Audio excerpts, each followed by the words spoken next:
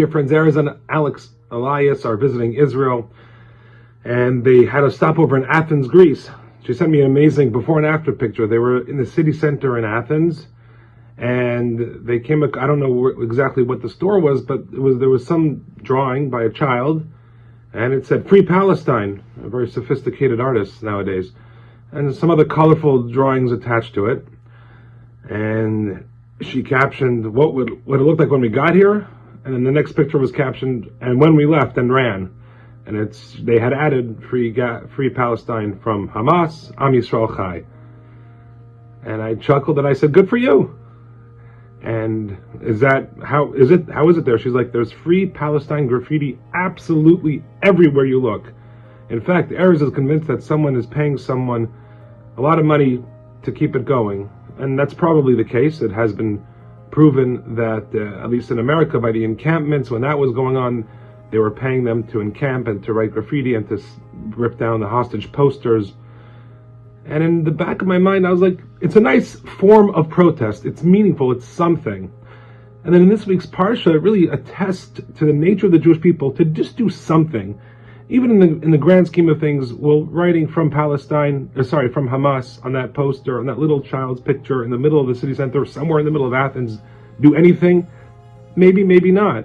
But we do have to make the effort, especially with regards to something that's really important and valuable to us, and the state of Israel and its image, and the beating that it's taking, and it's God's land is of utmost, or should be of utmost importance to us.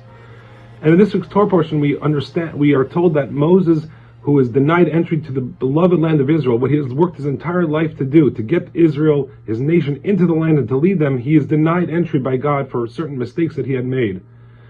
And he prayed and prayed and prayed. V'etchanan el Hashem. Moshe tells the Jewish people before he dies, I prayed, I supplicated to God. V'etchanan is a very powerful term denoting an excessive pleading, begging of God's mercy, to the point where the Midrash tells us that God had to sort of tell Moses to stop because he would be forced by his own spiritual laws that he had implemented into the world to grant Moses his final request.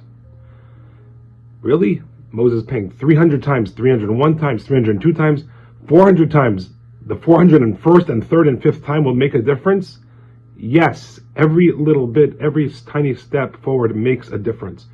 Every step that we take in Kiddush Hashem and sanctifying God's name and defending His honor for our own personal sake, by praying that extra time, by saying that extra chapter of Psalms, by talking to God another minute in our silent devotional prayer, Amidah, or by spending an extra second by the Shabbat candlelights tonight, these make a difference. They can change worlds.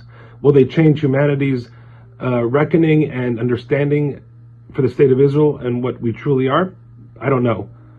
But honestly, it's not so much for us to decide that. The Almighty will take care of that. But our goal is to try to make the effort. And when we do, the Almighty will make His effort commensurate to that.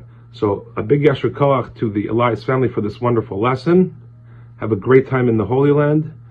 And this is Shabbat Nachamu, the Shabbat of consolation, after the Shabbat, first Shabbat after Tisha B'Av.